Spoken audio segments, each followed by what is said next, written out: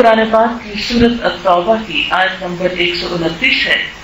اس کے بارے میں ایک حدیث میں آتا ہے، حضرت ابو الدرداء سے روایت ہے کہ رسول اللہ صلی اللہ علیہ وسلم نے فرمایا، جو شخص صبح اور شام 7 بار یہ دعا پڑھے، اللہ تعالیٰ اس کے دین اور دنیا کے تمام فکر دور کر دیتا ہے۔